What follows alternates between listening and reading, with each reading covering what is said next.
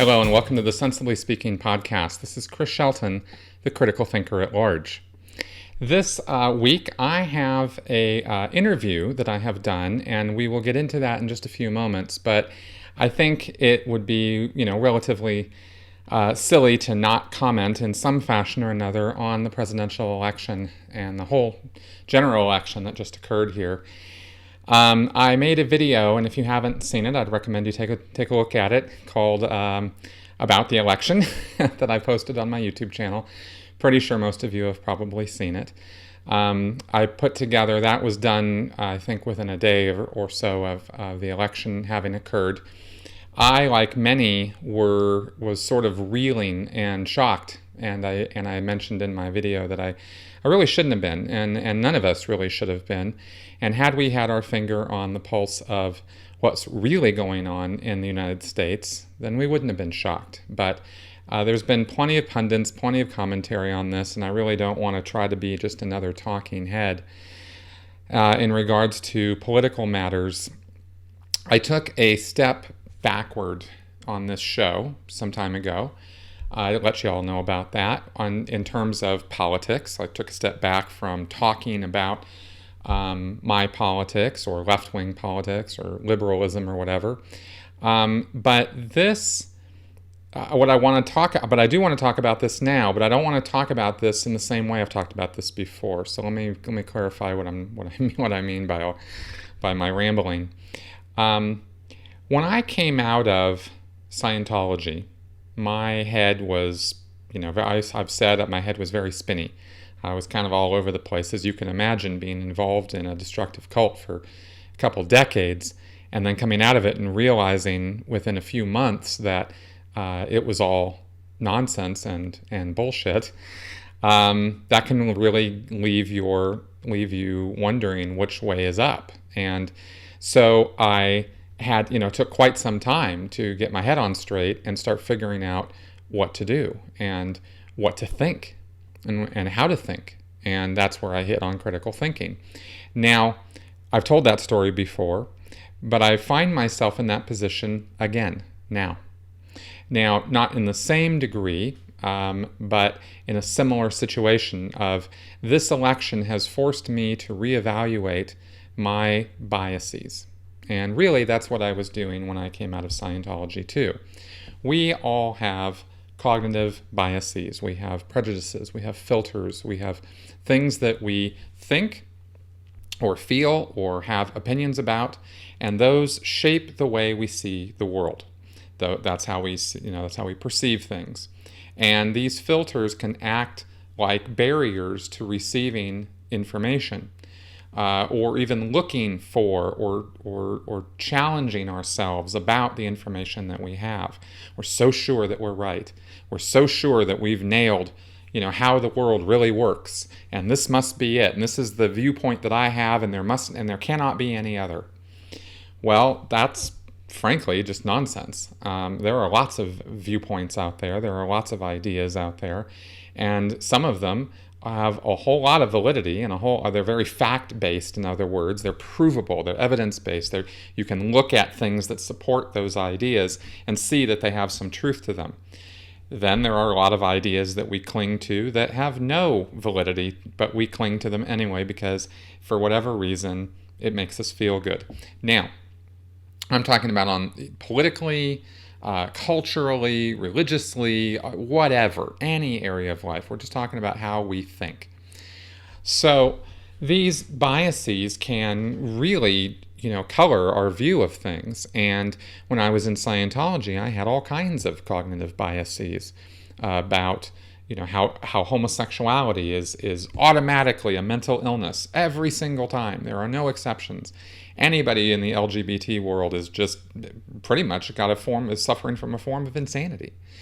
And that, can only be resolved with Scientology. This was a bias that I had against the LGBT community. Or even more prominently known when it comes to Scientology is their view on psychiatry and how evil psychiatry is. Very black and white thinking in Scientology about psychiatry. It's just wrong. everything about it is wrong, it should not exist, and they brag amongst themselves within the world of Scientology how they are literally eradicating, destroying, and bringing about the end of psychiatry and psychology.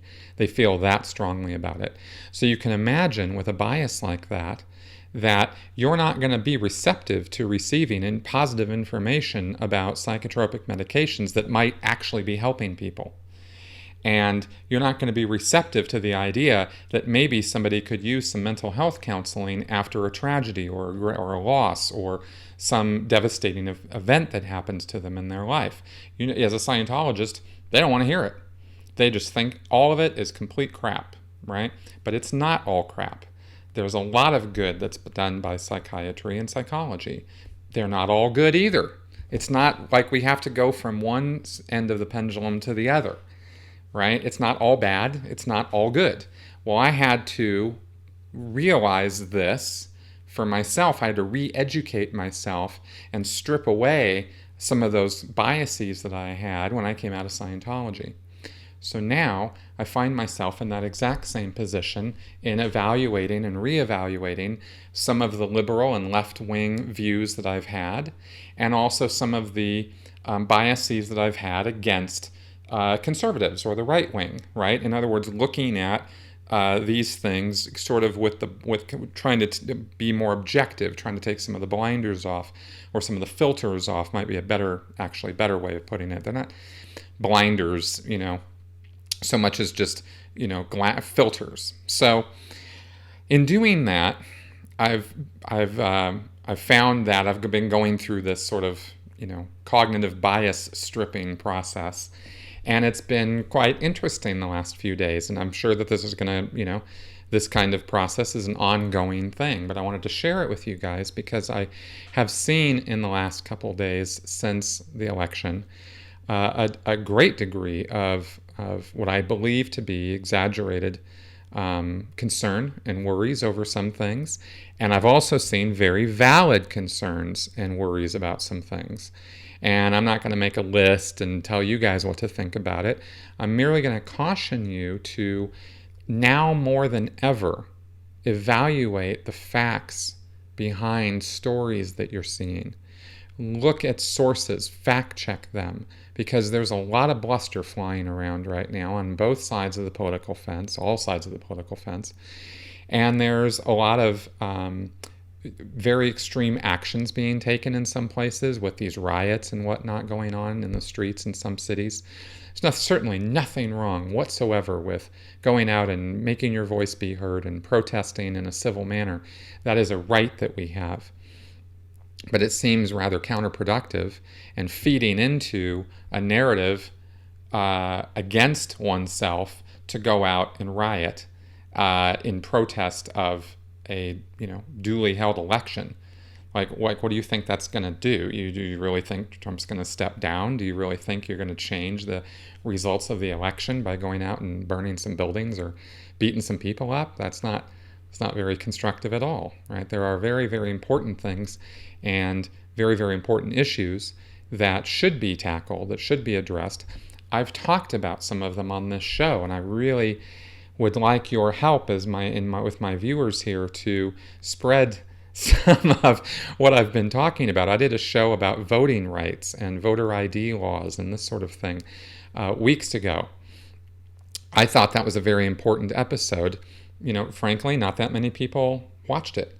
And yet, those voter ID laws have everything to do with keeping certain groups of people from voting. And had those voter ID laws, and of course, within the last few weeks, we couldn't have changed those laws, but just raising awareness on that and getting some of those laws changed for the next election and the next one could result in positive gain because we will have more people voting, more people more easily voting and making their voice be heard. And if you're on the left right now, that was a factor. Voter turnout was a factor in the Trump Clinton election. Now, I'm not sitting here at this point favoring Clinton or favoring Trump or anything like that, because I'm sort of stepping back from this thing. And I intend on talking about political matters in the future, but I intend on talking about them from a nonpartisan point of view.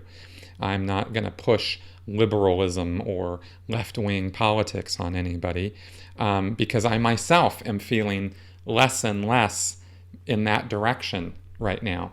And I think that that's going to continue as I continue to learn more about the issues and the things that are really plaguing America, and creating a lot of division out there. I want to really try to understand what's happening so that I don't have a filtered view of my country or my state or what's going on in the world. And I think critical thinking is imperative that we apply that to the things that we hear, the things that we read, and the things that we see.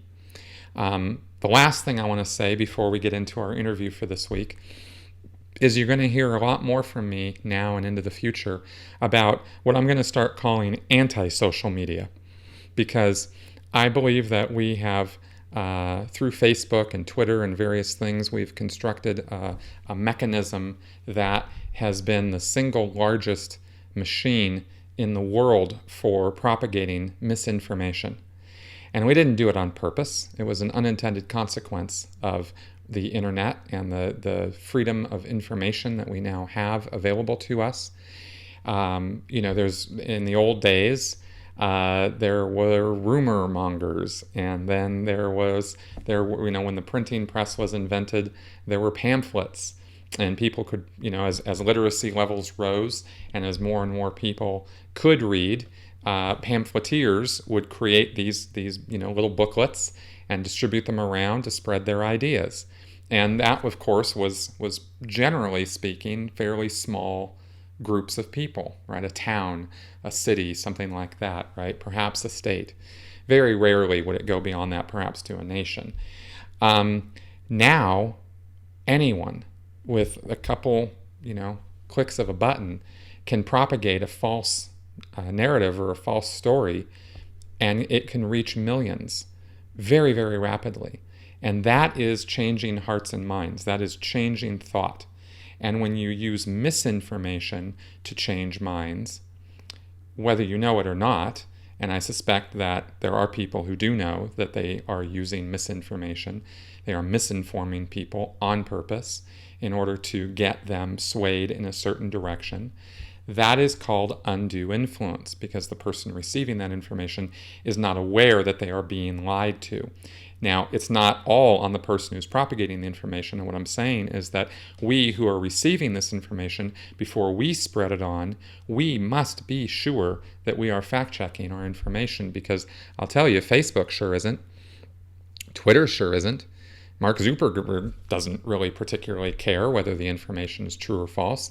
He just wants that information spread around because it's all about advertising for them. And the media, unfortunately, at this point, both left-wing and right-wing, and it cannot be relied on for 100% accurate, in-depth analysis and reporting either. What more proof do you need than the fact that the media was clueless, just as shocked as we were, about the results of the election? The media are the people who are supposed to be boots on the ground all over the United States, talking to people, finding out what's where their hearts and their minds are at, and reporting on that information. That's what political reporting should be all about, but it's not what political reporting is all about. Depending on which news media station you're listening to biased news reporting. That's not journalism. That's something else. That's called propaganda. And unfortunately, that's where our journalism has devolved to. And I'm pretty sure in the not too distant future, I'll probably be doing a show about that as I do some research and investigation on how that happened. I have some ideas, but I'm not going to sit here and start talking about them now because I don't have it all nailed down.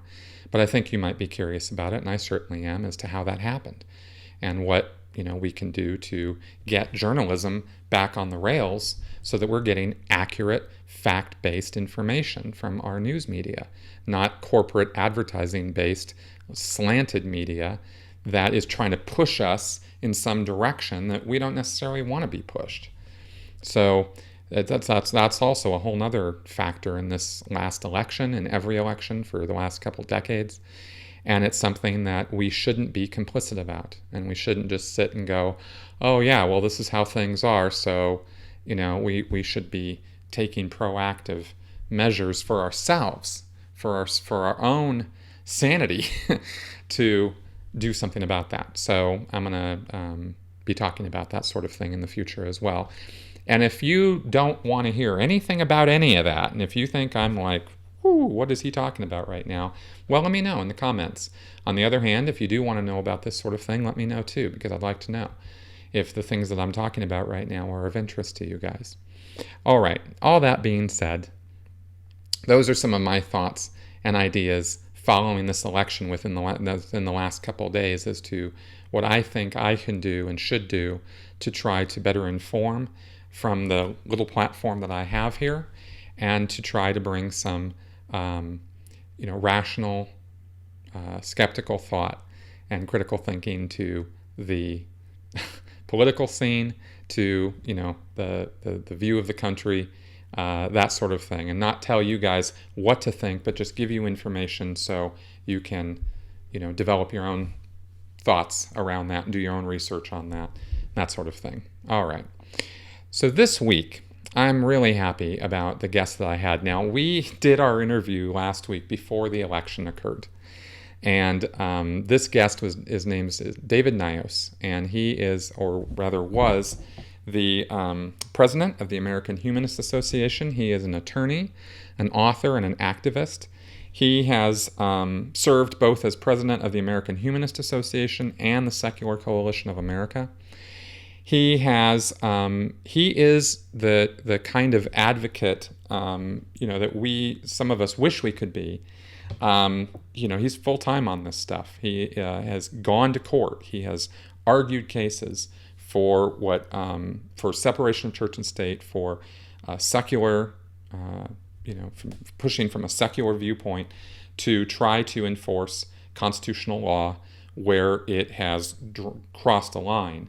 Right, and I really respect him for that, and I was very, very happy to have him on my show because some months ago I was made aware of somebody sent me a link to an article that he had written about the what he called the Anti-Intellectualism movement in the United States, and this is not a new idea.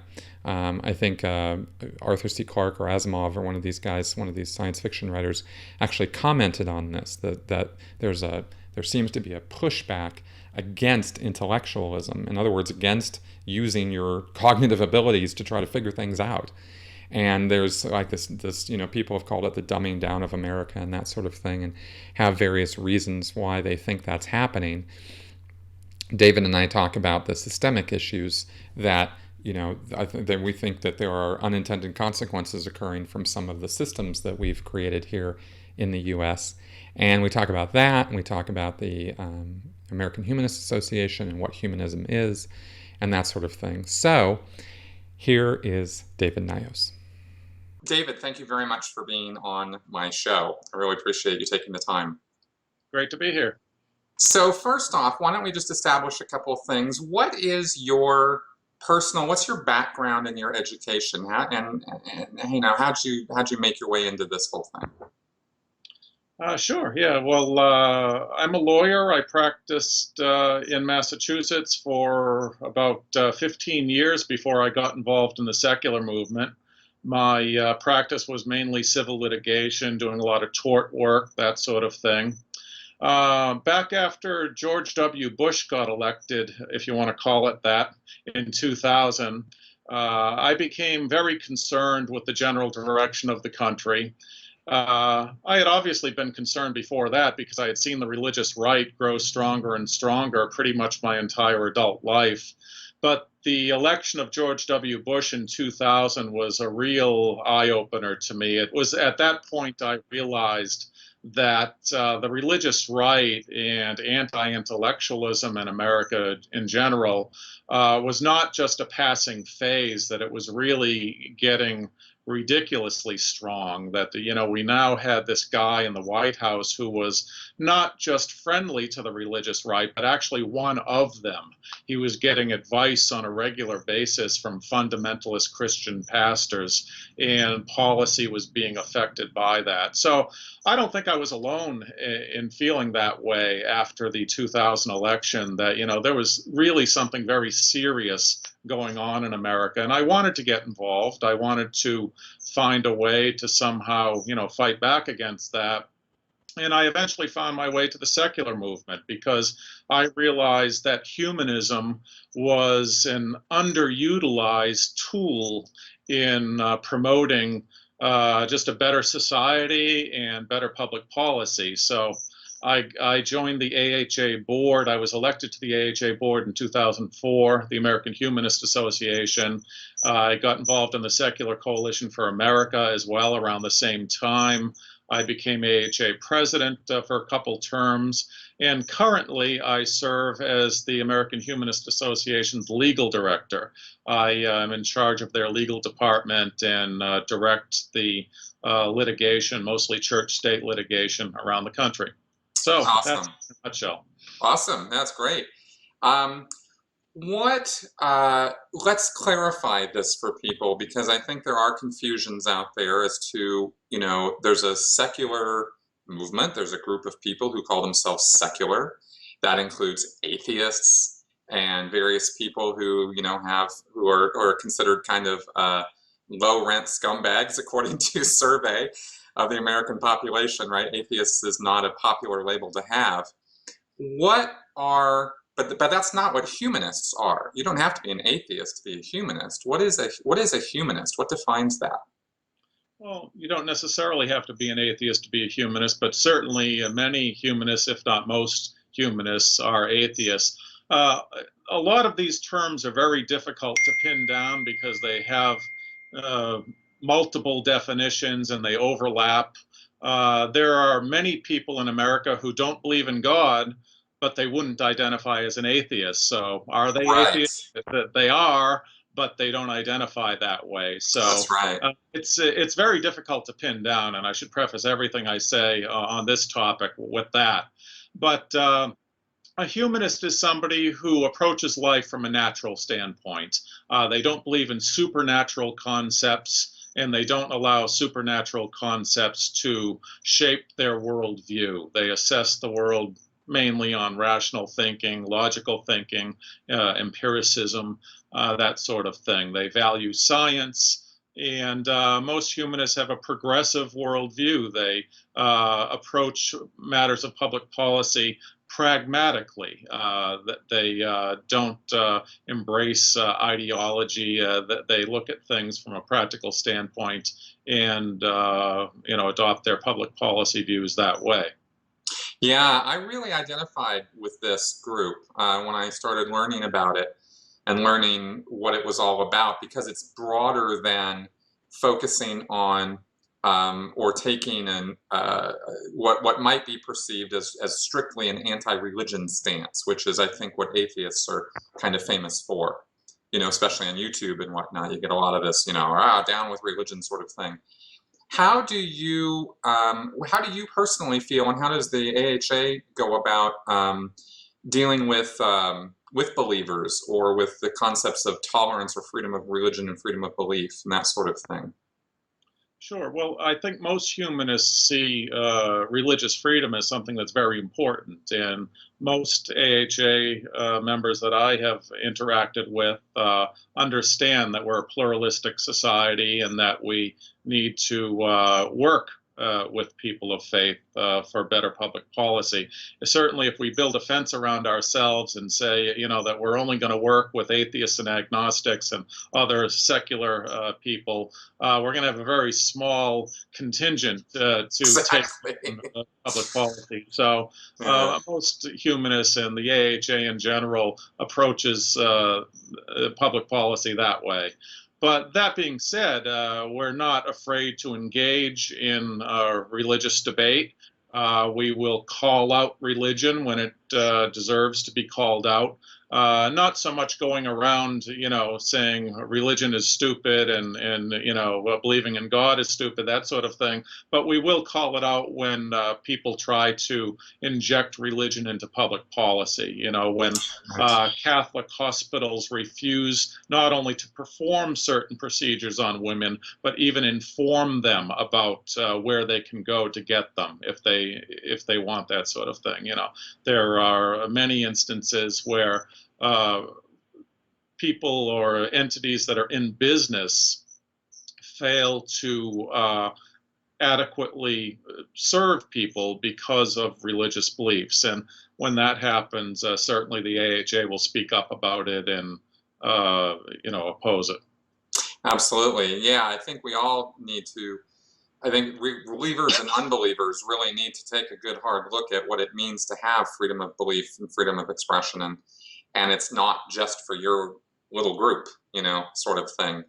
Right. It doesn't give you the right to define public policy according to your theology. And that's Exactly. really the problem in America today. One of the problems in America today is this idea that religious freedom somehow gives you a trump card going through life on any issue. And when it comes to business and commerce and, public interaction, that's just not the case. You can't use your religion as a reason to discriminate against people, as a reason to, kind of shut people out of public interaction and public commerce. Yeah, exactly. Last week I had Dan Arrow on, and we spoke about the Ark encounter in Kentucky, right? Ken Ham's wonderful project with Noah's Ark. And specifically went over how Ken Ham had tried to block people from who were not of his same religious beliefs from working there. Now, I don't know why, I wouldn't go fill out a job application to work at the Ark Encounter, but, were I to do so, I would expect to receive fair treatment and not be quizzed on my religious beliefs in order to have a job. And yet that's exactly what Ken Ham was doing. I'm curious, what other kinds of cases do you guys run into, or that you might, even maybe personally have litigated or worked on that go into this separation of church and state type activity that maybe people don't hear about on the front news every day? Yeah, well, we do mostly Establishment Clause litigation in the AHA's legal department. We have probably about a dozen cases pending right now that we're litigating around the country. They tend to be pretty standard church-state cases, the kind of stuff you hear about all too often. We have a case against a school district in Colorado where the school district just seems to think that injecting religion into the school day in various ways is just fine. They have fundraisers for Christian missions and Christian organizations, and we're trying to stop that. We have a case down in Florida against a police department that sponsored a prayer rally. They had a high crime rate in this community, so they figured, let's see, how can we address this crime rate? We'll have a prayer vigil, pray it away. And we actually have the mayor on record as saying he didn't even try any pretext of saying that there was some secular purpose for it. He said that they actually were trying to utilize the power of prayer to address the crime problem here. So we've got that case. Yeah, we've got a legislative prayer case. We've got a couple cases challenging public crosses on public property that obviously promote Christianity. It's really interesting when you get into these cases, because when the opposition has to justify what they're doing, they're forced into saying the silliest things. We have these Christian right groups insisting that a Christian cross has nothing to do with Christianity, that it's some sort of universal symbol of death or something like that. It's funny that nobody seems to think this except these conservative Christian groups. But anyway, that's the kind of litigation that we do a day-to-day basis here at the AHA. Right. It's reminiscent to me of the, what was it, 1957, the One Nation Under God thing. It ends up on our money. It ends up in the Pledge of Allegiance. And then it Right. goes to the Supreme Court, and the Supreme Court says, yeah, no, it's not really a religious expression. And you're flummoxed by that statement. Like, what?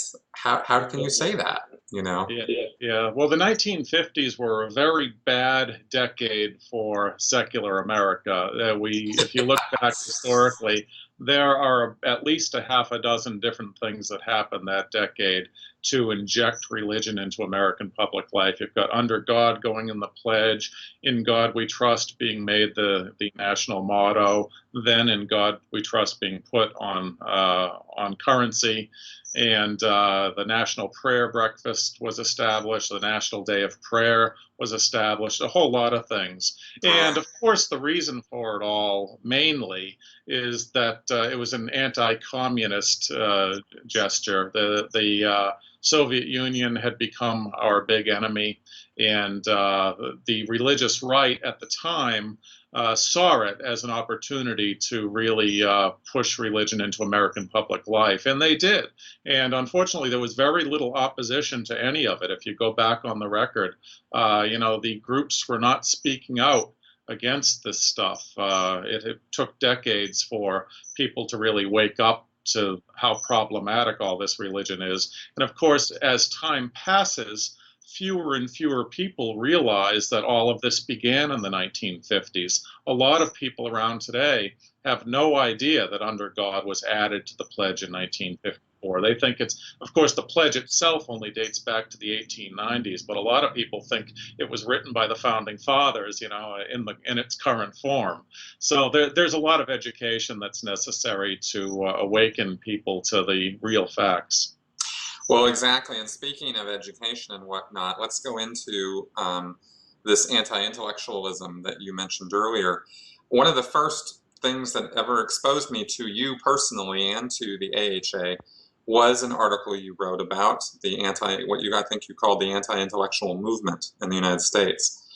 Could you elaborate on what you meant by that and how you see that being played out? I think the article you're talking about is probably one entitled "Anti-Intellectualism is Killing America." Mm-hmm. It was a very widely circulating article, that's for sure. It got a few million hits. But I guess it just kind of struck a chord in that, many of the problems in America today can be traced back to anti-intellectualism in one form or another.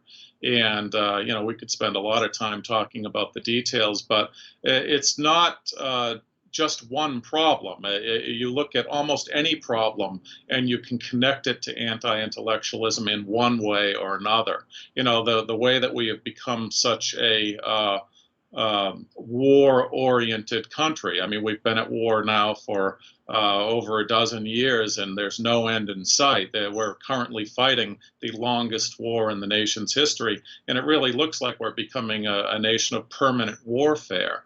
Well, how did that happen?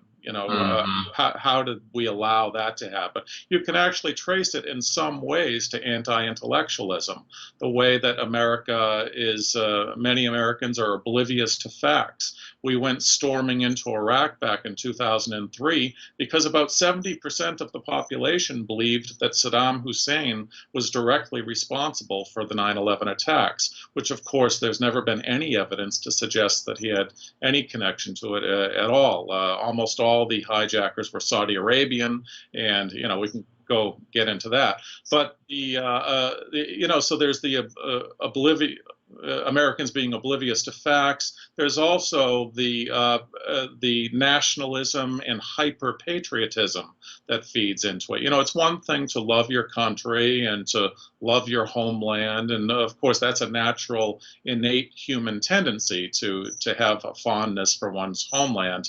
But in America, it has become on steroids. So we are hyper patriotic. We have Yes. to, assume that everything has to do with American greatness. And of course, we connect that to a militarism, that, you can't have patriotism, nationalism without militarism and this exaltation of the military. So, that just shows how in numerous ways anti-intellectualism feeds into all that.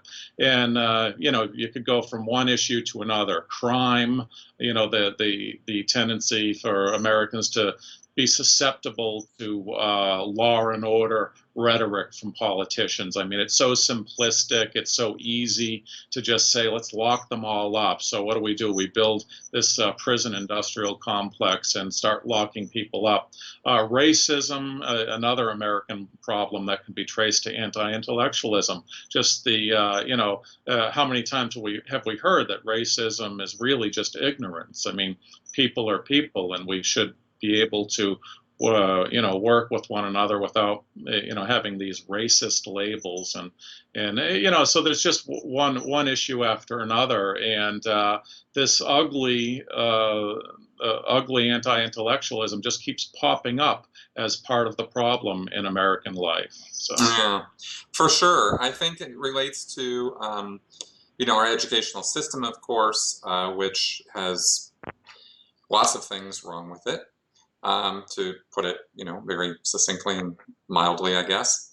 And also, I've done a lot of work trying to, or looking at critical thinking as a subject, trying to popularize it, trying to talk about it, what it is, how you go about doing it, that sort of thing, has been an effort of mine on my channel. But, something hit me the other night, a Noam Chomsky quote, actually, about the fact that it's not that people can't think, it's what they choose to think about. And he made an analogy to sports. You watch sports analysis, you watch sports shows, and there's quite a lot of thinking and critical analysis going on of a football game, and of all the various statistics and all the various things that people keep in their heads, and now they analyze what's going on in the game and all that, which shows that some sports people are not necessarily known for their, amazing intellect, and yet they demonstrate intellect on that subject because they choose to use their brain power in that direction. I'm wondering, what are your thoughts on that in regards to these more broad topics? Well, that's right. I think the point Chomsky was making is that Americans aren't stupid, despite their reputation. Especially if you talk to Europeans, you'll often hear, people just kind of dismiss Americans as being stupid, but they're really not stupid at all. You talk to the average American, and they can spout statistics from baseball and football in great detail. It's actually quite impressive, that you'll be sitting on the couch watching a football game, and whoever you're watching with will start talking about that wide receiver back in 2003 was third in the league for. It's really impressive. It takes, as you said, a lot of intellectual ability to compound all those facts and keep them in your head and to be able to talk about them. But I think the further point Chomsky was making, though, is that this is all evidence that Americans are, in fact, intelligent, like all people are intelligent, but we're distracted. It's the old Roman, bread and circuses, just make sure the masses are appeased, make sure they're fed, and make sure they're entertained and distracted.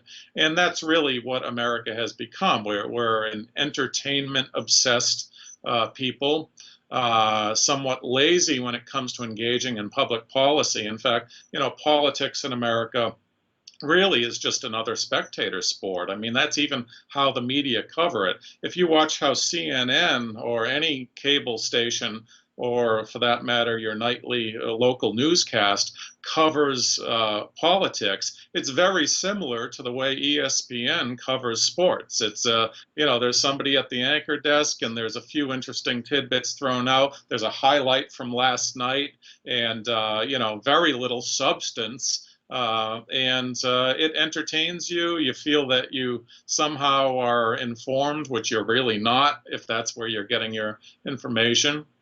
And it's all framed in terms of winners and losers and who's ahead in the polls. After these messages, we'll be right back. Hey everyone, just wanted to throw a little reminder or plug out there for my critical merchandise site, which is on spreadshirt.com. It is shop.spreadshirt.com/Chris Shelton. And I have merchandise for sale. Here is my Sensibly Speaking shirt. If you're watching on video, you can see it. It says "Making Sense of Everything," which is what I am endeavoring to do. You might also notice my Got Logic mug here. I've put together various designs and various merchandise on that site, and I heavily encourage you to go check it out and buy my merch. And I have more coming. There's actually, I won't be limiting it to just logic and critical thinking. I've got some other things and some funny stuff I've put together, and maybe even some satire stuff about Scientology will be coming pretty soon.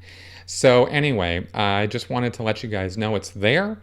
I would like you guys to check it out and help support me and this show and my channel through my critical merchandise website. So check it out. Link is below in the comments or in the description on this video on YouTube.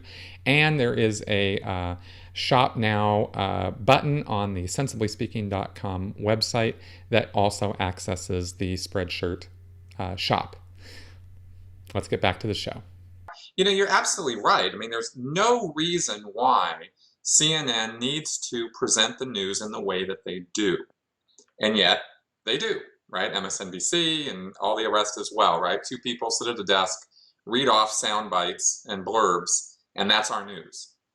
Yeah, as opposed to, in-depth analysis, right? Or something like that. Substantive news, if you look for more substantive news, I'm not saying it's perfect, but you could, look at some of the shows on PBS or NPR. Right. What is that? That's non-commercial. So I think that kind of points to the problem is that when it comes to media, you've got major corporations who are driven for one thing, profit.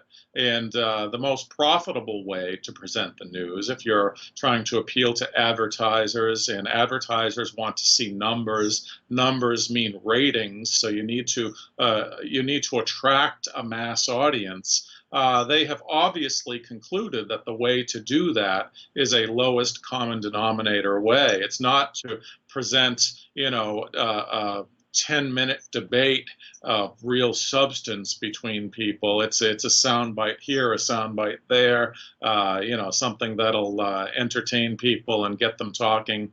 And that's the conclusion that's been reached. And I think it's been proved. For the longest time, Fox News had the highest ratings, and it was the lowest of the lowest common denominators. So that's right. It does show that if media are driven by profit, major corporations, all owned by publicly traded corporations in one way or another,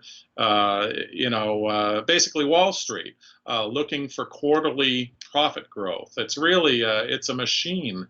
And the quality of news is a very, very low factor in all of it. The number one factor is ratings and profit growth. And that kind of demonstrates the problem that we really don't have a media culture that has any interest in critical thinking. And I don't think it's so much, these evil conspirators have concluded that they want to control America, so they give us this lousy news. I think it's simply a matter of economics. It's a business decision, and the system is set up that way that, if critical thinking actually was profitable, then you would see corporations having great interest in having a critically thinking mass population.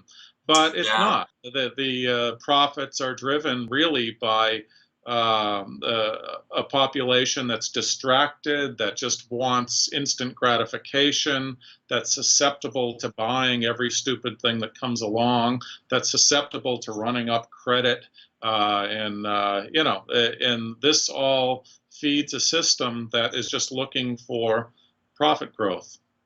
Yeah, it's interesting. It seems that God, there's a lot of different ways or, vectors you could go on that in terms of capitalism. Does a free market create a society like this? Or is there some kind of effort being made without getting conspiratorial? Because I hate going down that road because I don't think the world is that simple. But yet things don't just happen always at random. People do make things happen. And one wonders, in talking about anti-intellectualism, whether there is some effort to, in appealing to the lowest common denominator, we bring everybody down to the lowest common denominator in some way.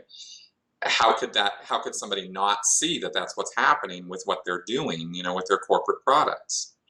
Yeah, I think you're right, and I think you're very wise for not getting conspiratorial about it, because I think the truth of the matter is, and this is a point I make in my most recent book, Fighting Back the Right, is that it's not like there are a bunch of evil people who have taken over the system and and kind of run America off the tracks. The problem isn't evil people pulling levers. It is a systemic problem. And there's a big difference between that. Yes. It's a systemic problem in that we have corporate entities that really own and control the entire system.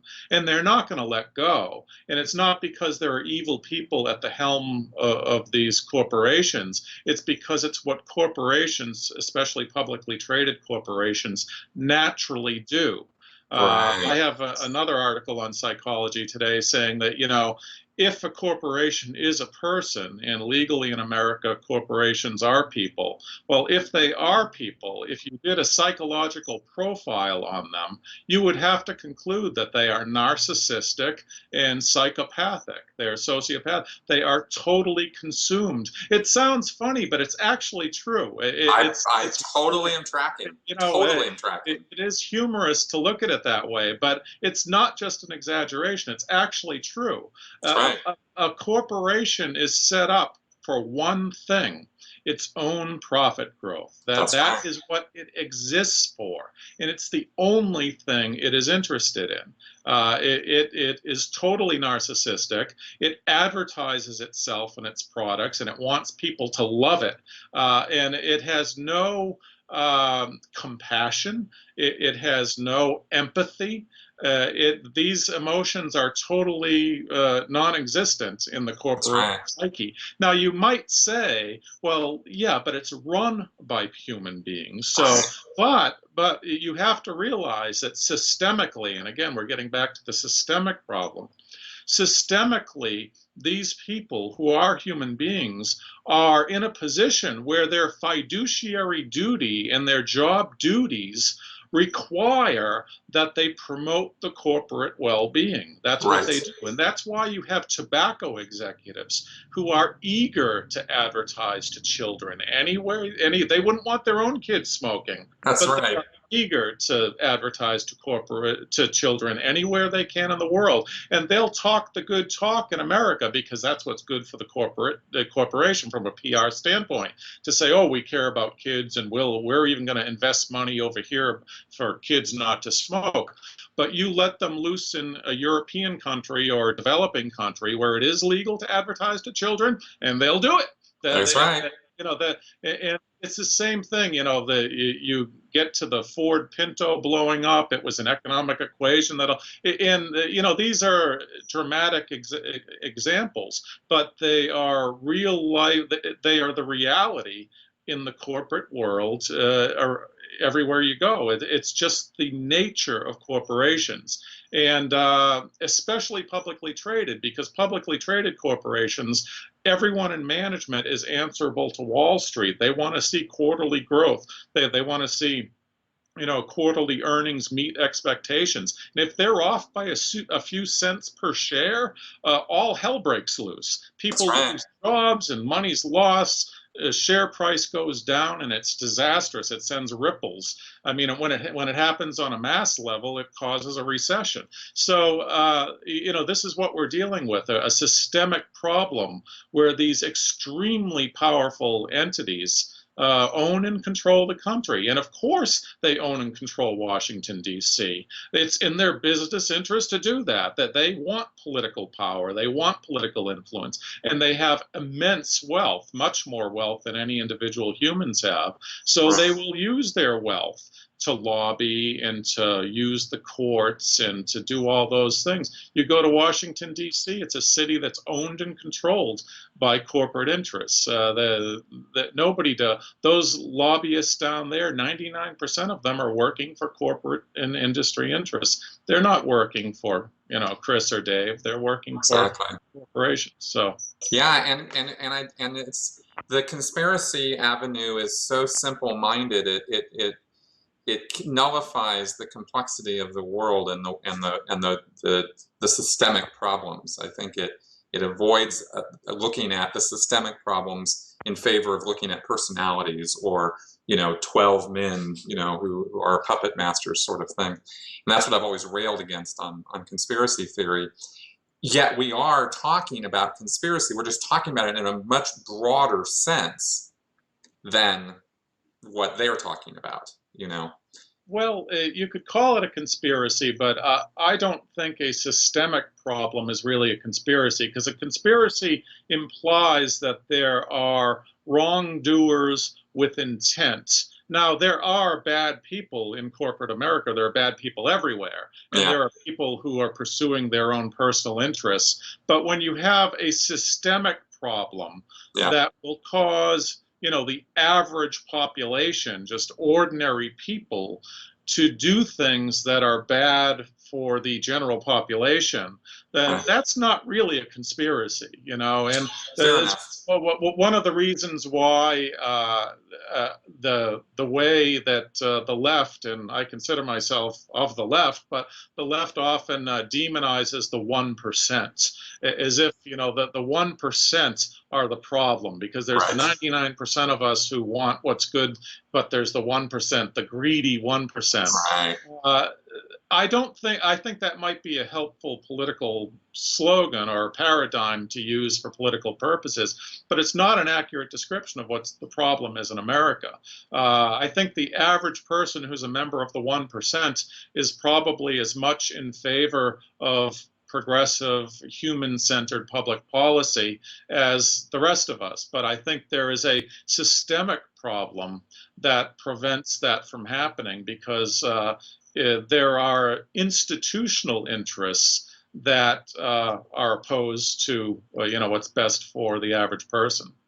Exactly. I was just about to say, I think maybe the phrase we're looking for is, or describing here, is sort of an institutional evil. And, this was a term that was used to describe the Nazis. Not every Nazi, not every person who was involved in Nazi Germany was an evil, horrible person. Even guys at the upper levels were family men. They had kids, they had wives, they loved them, they wanted them to do well, things like that. And yet, or, the people who were, driving the trains or driving the buses or doing, the various work that they were doing, you put your average person in that position, they pretty much do the same thing, because if you didn't, there were consequences to that, and it's not that one person was there making that all happen. It was an institutional problem, or as we've been calling it, a systemic problem, Yeah, I think the difference, at least in some parts, is that the institution in that case was actually originated and pursued by evil people. No doubt. I'm using an extreme example. And certainly you allow these evil people used that institution, the party, and then the apparatus of government for evil purposes. I'd like to think, and it's not something I've thought through from beginning to end since you just brought it up, but I'd like to think that the problem in America has less to do with evil people seizing control and using their evil institution, whereas instead it's just more just poorly constructed apparatus of socioeconomic apparatus that we have allowed these institutions that aren't necessarily evil. corporations are not necessarily evil, but they are amoral, if you will. Well, yeah, it's like you said, the nature of them yeah, is to do what they do.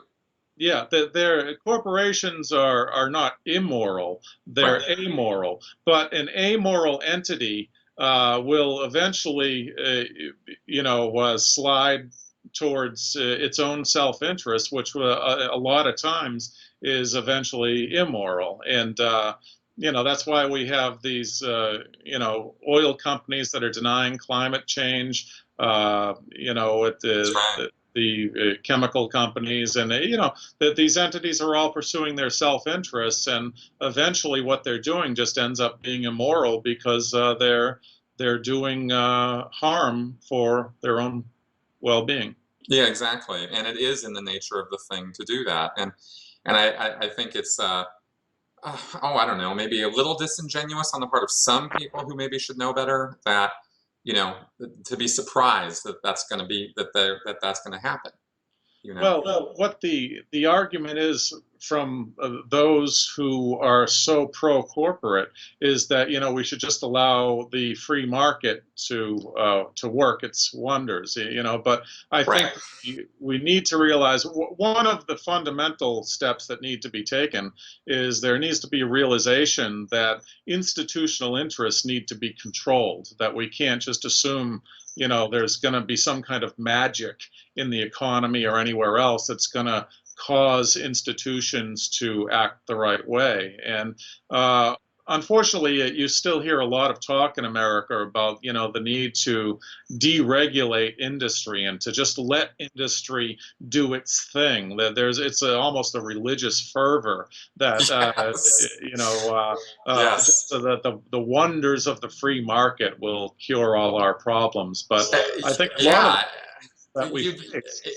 and history does not support that point of view. I mean, we have, even if you do recent history, I mean, you trickle down economics. Like, if you just leave it to, the rich people and the various things, then the money will trickle down. Well, guess what? It didn't.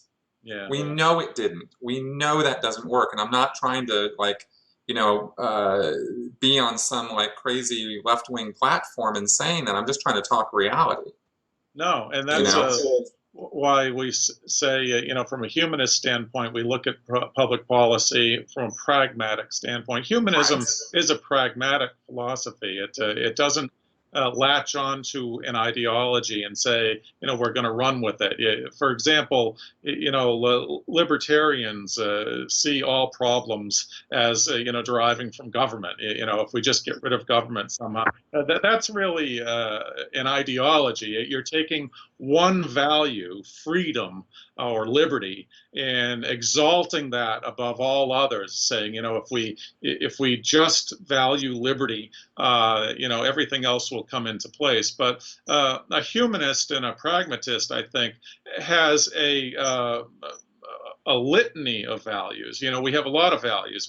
And some of these values sometimes come into conflict with one another. Liberty and equality, and lots of other values. But I think a humanist looks at any particular situation and thinks about what we're trying to achieve, and then how we can best achieve it with our values in balance. Instead of saying, equality is most important, we're putting that up here. Now, all roads that lead to equality are virtuous, or liberty, or anything else. Or, you could even take, security. National security is utmost important. So, if that's true, then a police state might be the wisest. Exactly. So you really just need to have all your values, and there can be disagreement and debate about the relative weight we should give different values in different situations. But it's all within the framework of pragmatism. Like, what's our goal here? Well, our goal is a society of intelligent, engaged people living creative lives of with general affluence. All these different things that if we were painting a picture, what we'd like society to be like, and then, okay, well, how do we get there? with these values in balance. That's right, exactly. It's not, humanism is not, and it's a good point you make because it's an important point. It's not about left wing or right wing. I've represented myself as being fiscally conservative in many ways, and yet socially liberal, and also in many, many ways. So I, want the freedom to be able to swing between left and right without being, put in a box and labeled. Oh, you're just this, sort of thing, or oh, you're just that. Because I try not to do that with others as well if they want, should have that same degree of liberty and freedom to, be a little fluid, in how they look at the world and stuff, I think we don't do ourselves a lot of favors using those labels. Yeah, I think a lot of Americans describe themselves the way you do, is, they are fiscally conservative, whatever that means. Of course, I mean, the definitions tend to shift around. Right. Part of the problem using left and right at all is that, well, who's defining what's left and what's right? Exactly. In America today, an argument could be made that what's often called left is still center right if you look at a global stage, at the spectrum globally. In Europe, even a liberal Democrat would be kind of a centrist. In France or England, the spectrum in America ends at about where moderate is in other countries, whereas other countries have a left that's actually socialist and much more to the left of Democrats in America. Yeah, exactly. Well, getting back to this anti-intellectualism, in fact, I think I think some of that influences are what keeps us from even realizing or knowing some of this stuff. I mean, who pays attention to what goes on in Europe? Not a lot of people. Right. Yeah. Well, it's part of the whole American psyche, is that, we're all that matters. And part of it's geographic. We are pretty far removed from all the, what's going on in Europe. There's an entire ocean between us and them. And that, I'm sure, has something to do with it. But you're right. There's a very, American-centric view that we're America and we're all that really counts, and the world has to speak our language, and what we say goes. It is not a position that really gets a lot of admirers from afar. Exactly. I think we accomplished the separation of Europe and America a couple hundred years ago, and maybe we could, reach out a little bit, maybe have a little bit. And sometimes they'd like us to stop reaching out so much. I mean, America is the only country that has, military tentacles all over the globe.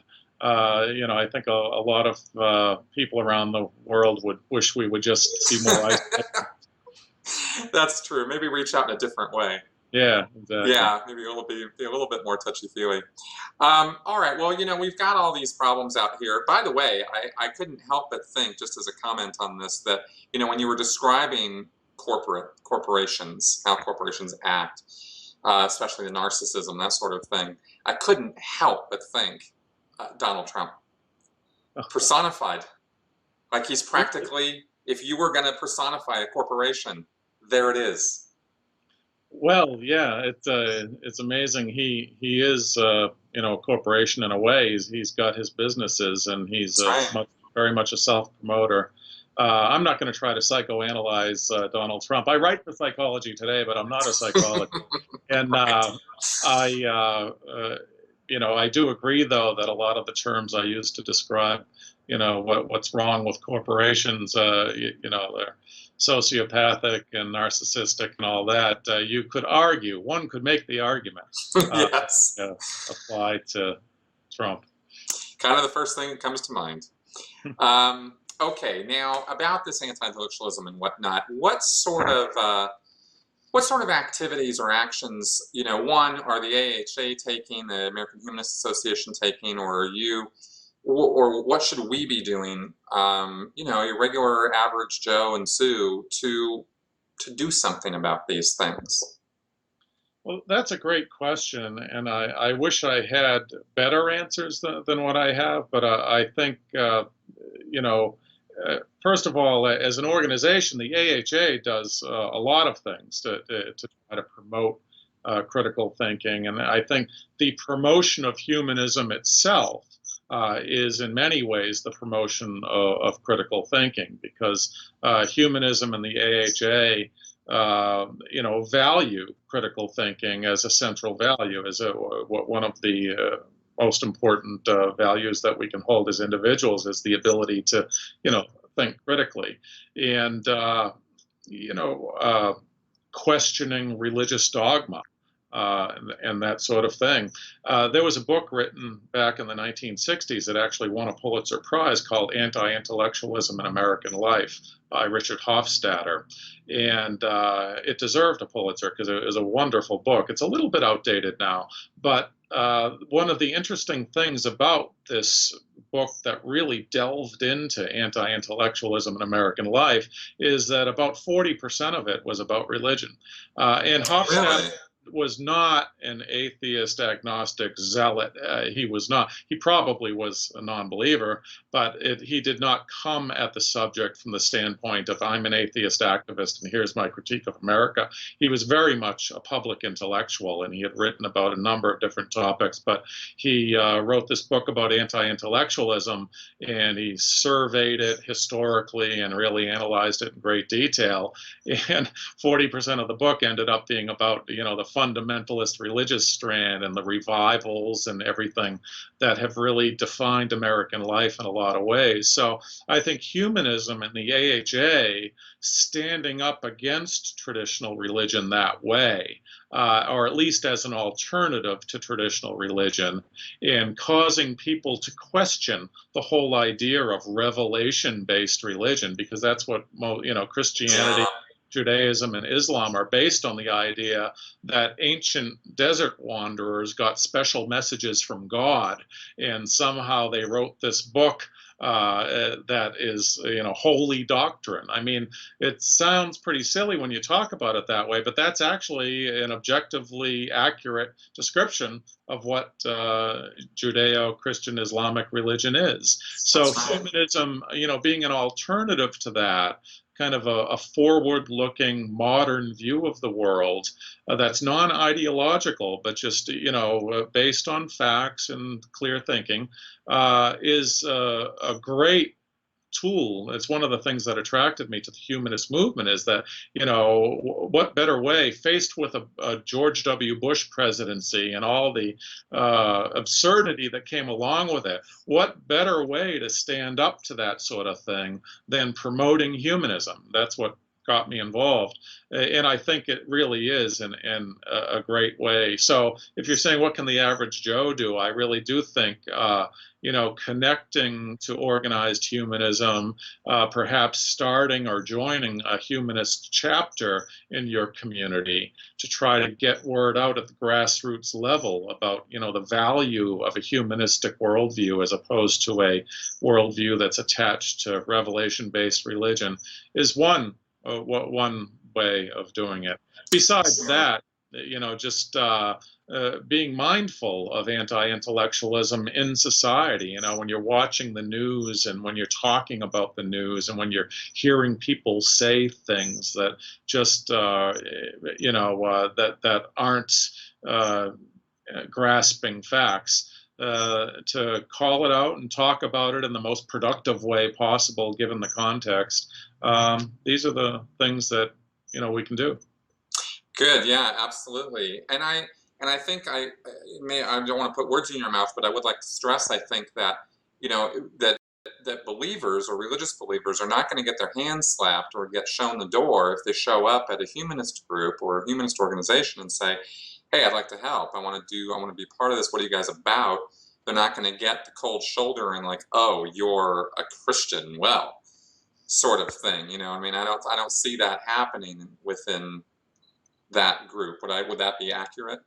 I think so. Generally speaking, I would say this, that when humanist groups are involved in activities in the community, they are not conducting themselves in an anti-religious way. If there's a humanist blood drive, they're not going to be trying to promote anti-religion as people are giving blood and that sort of thing. Definitely not. Now, if you go to a humanist meeting and there happens to be discussion of religion, you certainly may hear some things that are that don't critique traditional religion in a very favorable way. So I don't know that the average truly theistic person is going to feel comfortable sitting through a typical humanist meeting. But meetings aside, in community activities, whether it's a spaghetti dinner or something like that, sure, I think the interaction with believers and non-believers can happen productively. Cool. Yeah, I think bridge building that way is important because we together get a lot more done than individually. Yeah, well, especially when it comes to public policy and politics. Exactly. Politics is all about team building, and you can't define your team based on religious view. I mean, unless you're of the religious right, which they do tend to do that. But I think, as a person seeking rational public policy, you have to be willing to accept the fact that there are people who compartmentalize their lives, and they do want rational public policy, even though on Sunday morning they'll go to church and they consider themselves quite theistic. Now, there are people who belong to traditional religion who really don't believe it as well, who just kind of identify with it because culturally that's what their family has done and they're not about to cut ties. And those, again, are allies as well. There are plenty of people who identify or even believe in traditional religion who are still, when it comes to public policy and politics, they are pretty rational in their thinking, and those are the people we need to team up with. Exactly, which is why I want to stress that the doors are open. They're not closed. They're not like sort of open. They really are. We really want to do something about these situations and about public policy. Like these are important matters. So now just a last thing here, you wrote a book called Fighting Back the Right a couple of years ago. You can just tell me, I just got intrigued by that title. What's that about? Well, just as the title says, it takes a look at American society, and we've talked about some of this here in this talk. It takes a look at American society and why public policy has just slid so far off kilter. I mean, we're now at the point where people like Donald Trump are, close to the presidency. Next week, we're going to know what happened. But what happens to give rise to the Tea Party and the GOP in its current incarnation, where they just, seem to have gone off the rails. We have an entire party that denies climate change and denies evolution even. People being elected to Congress saying that evolution is a lie straight from the pit of hell, to quote one congressman. How did this happen? And what can we do about it? And it talks about anti-intellectualism as being a big element in all of this, and the other institutional forces that have allowed this to happen. Is I've kind of tipped my cards a little bit in terms of saying, that it's really not these evil puppet masters so much, but that there are systemic issues that we need to address. And then it talks in some detail about how to address them. Excellent. Well, I'm sure that would be a very interesting read for anybody who's interested in that sort of thing, because we need solution-oriented thinking. There's plenty of people who are bitching and moaning and complaining and don't know what to do, or wondering what to do, or are looking for what to do. And so when there are solutions presented out there, it's good to know, hey, go check it out. Maybe you won't necessarily agree with every single thing in the book, but it's food for thought. It's a position. It's something to, move the ball down the road, so to speak. So I would encourage everybody to check that out. So we have run out of time. I could talk to you for another 3 hours. I swear to God, there are so many things you and I kind of are like right eye to eye on. And even if I put a couple of things a little bit off, with my institutional evil Hitler thing, I think we're on the same page on this stuff. So it was interesting talking. Well, it's great chatting with you. Thanks. Yeah, thank you very much for being on here. And Where is that book? Is it Amazon only, or is it in bookstores, or where can Oh I get no, it's published by St. Martin's Press, so it's as they say, wherever books are sold. it? Great. Okay, Of good. course, most books are sold these days on Amazon, or Barnes and Noble. So yeah, but it's out there, as is Non-Believer Nation as well. So. Excellent. Okay, good. Well, folks, check those out. And also just look up, you can find on meetup.com, you can find at the, the American Humanist Association has a website, yeah? Oh, sure, AmericanHumanist.org, and we're also on Facebook. The AHA has over 600,000 followers on Facebook. So, we've got quite the constituency, if you will. We're not hard to find. And I'm on Twitter at AHA Dave. So, we're not hard to find. Excellent. Excellent. Good. We'll find him, folks, because this is interesting stuff. All right, Dave, thanks a lot for being on my show. Yeah, I really appreciate it. Take care. And that was my interview with David Nyos. I hope you found that as enjoyable as I did. If you have any comments, feedback, positive, negative, good, bad, up, down, sideways, leave it in the comments section of my YouTube channel or on the comments on the sensiblyspeaking.com website. I really want to hear from you. I love it when you guys give me feedback. I'd like to know what you guys think about the issues that we're talking about. And of course, what I was talking about at the beginning of the show with where, some of the things I'd like to move into in the future that we'll be talking about here. We will be talking about the TPP, the Trans-Pacific Partnership, and trade. I will be doing some research and giving you a show about that. And I have other guests coming, and we will be talking more, probably in the next show or two, about that point of cognitive biases, because I think that is super important to shaping how we think, and I'd like you guys to know more about that. And lots more other things coming. So thanks for tuning in. Really appreciate it. Link away. Send this show around to lots of other people. And I will see you guys next week. Bye-bye.